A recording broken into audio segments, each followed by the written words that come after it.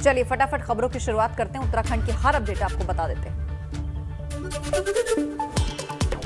यमुनोत्री विधानसभा से भाजपा विधायक केदार सिंह रावत का सरनौल गांव में विरोध हुआ। दरअसल विधायक केदार सिंह सरनौल क्षेत्र में मोबाइल सेवा की शुरुआत करने पहुंचे थे।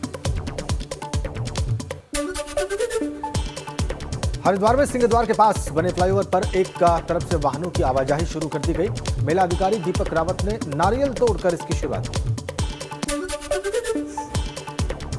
देहरादून में शिक्षा की गुणवत्ता को बढ़ाने के लिए मुख्यमंत्री त्रिवेंद्र सिंह रावत ने स्मार्ट स्कूल प्रोजेक्ट के तहत 3 स्मार्ट स्कूलों का लोकार्पण किया है। स्कूलों में स्मार्ट क्लास, लैब और कंप्यूटर जैसी बेहतर फैसिलिटी भी स्टूडेंट्स के लिए जारी की गई है। टिहरी में राष्ट्रीय स्वास्थ्य सलाहकार अनुश्रवण परिषद के उपाध्यक्ष संजय सहगल ने जिला अस्पताल बौराड़ी का निरीक्षण किया। इस दौरान उन्होंने अस्पताल प्रबंधन से स्वास्थ्य सेवाओं की जानकारी ली। उन्होंने मरीजों से भी स्वास्थ्य सुविधाओं को लेकर बातचीत की। रुद्रप्रयाग में 120 कर्मचारियों को लगा कोविड-19 का टीका। कोविड का पहला टीका डीजीआरएफ के मुंशी चोमवाल को लगाया गया। हरिद्वार में 2 बड़े स्नान होने जा रहे हैं। इसके लिए पुलिस और प्रशासन ने तैयारियां तेज कर दी हैं। ये तीनों स्नान कुंभ आने से पहले की रिहर्सल के तौर पर भी देखे जा रहे हैं।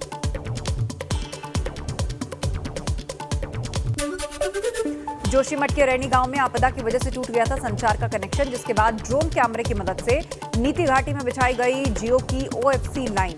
अब घाटी के 25 गांव समेत सेना और आईटीबीपी में पहुंची जियो की संचार सेवा।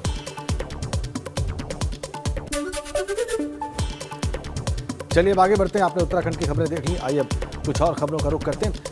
सबसे बड़ी चुनौती सुरंग में फंसे लोगों की जान बचाना है। फिलहाल सुरंग में मलबा इस कदर भरा हुआ है कि उन तक पहुंच पाना आसान नहीं है और इसीलिए अब रेस्क्यू टीमों ने अपनी रणनीति बदल दी है।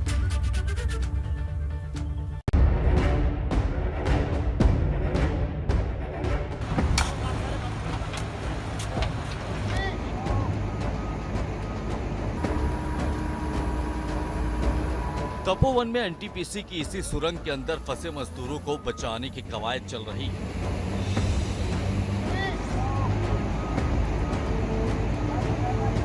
रेस्क्यू ऑपरेशन में डटे जवानों की कोशिश है कि टनल के अंदर फंसे लोगों को किसी तरह भी सकुशल बचा लिया जाए। आप देख रहे होंगे रैनी गांव से और यहाँ तक किस तरह से रेस्क्यू चल रहा है, किस तरह से ऑपरेशन चल रहा है, राहत कार्य चल रहे हैं, बचाव कार्य चल रहे हैं। लेकिन प्राकृतिक आपदा के ऊपर किसी का वश नहीं होता। वो जितने जख्म छोड़कर जाती है मानव के हाथ में नहीं होते कि उसकी कितनी मरहम पट्टी करके कितनी जल्दी ठीक किया जा सके। ये जो सुरंग आप देख रहे हैं, इस टनल के भीतर ही बहुत सारे लोग ऐसे हैं जो लापता हैं, जो मिसिंग की श्रेणी में हैं और अभी उनका कुछ अता पता नहीं चल रहा है। ये मशीनें लगी हैं, बड़ी बड़ी मशीनें यहाँ लगी हैं, अंदर से कीचड़ निकाल कर, मलबा निकाल कर इधर नदी में फेंक रही हैं। मगर टनल के अंदर मलबा इस कदर भरा हुआ है कि उसे साफ करना अगले कई दिनों में भी मुमकिन नहीं है। इसीलिए अब टनल में ड्रिल कर अंदर पहुंचने की कोशिश की जा रही है।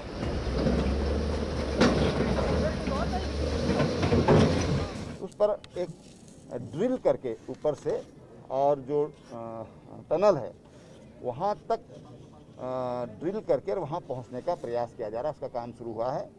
अब उसमें कितनी सफलता मिलेगी, क्योंकि चट्टान है, उसमें प्रयास किए जा रहे हैं कि हम वहाँ ड्रिल करके और सॉफ्ट के माध्यम से उसमें प्रवेश करें और फिर रोप से वहाँ जो लोग फंसे हैं उनको निकालें। इस टनल की लंबाई 3 किलोमीटर बताई जा रही है। आपदा के दिन इसके अंदर 30 से 35 मजदूरों और कर्मचारियों के होने की जानकारी है। जिस समय आपदा आई थी तब कुछ लोगों ने आगाह भी किया था, मगर पानी का बहाव इतनी तेज था कि पल भर में सब कुछ तबाह हो गया। जब 2 नदियों के बीच में जो यहाँ पे दिख रहा है वो आपस में टकराए, उसके बाद उथल पुथल हो गया।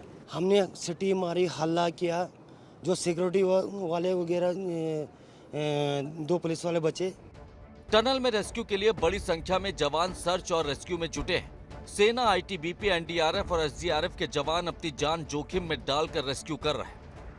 आधुनिक मशीनों की मदद से सर्च और रेस्क्यू ऑपरेशन चल रहा है, मगर पूर्व सीएम हरीश रावत का कहना है कि रेस्क्यू ऑपरेशन में और आधुनिक मशीनों की मदद ली जा सकती है। आपदा से जूझने के लिए वेल इक्विप्ड किया जाए।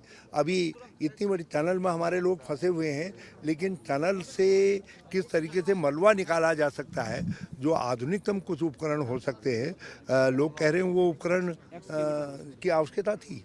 एबीपी गंगा उसी टनल के बाहर मौजूद है। जहां पर रेस्क्यू ऑपरेशन चल रहा। जिस तरह के हालात हैं उसे देखकर लग रहा है कि इसमें काफी समय लग सकता है। बीतते वक्त के साथ अब टनल में फंसे लोगों की जिंदगी बचने को लेकर आशंका बढ़ रही। टनल के अंदर न खाने का सामान है, न पीने का पानी और ऑक्सीजन की भी कमी है। एबीपी गंगा के लिए जोशीमठ से अजित सिंह राठी की रिपोर्ट।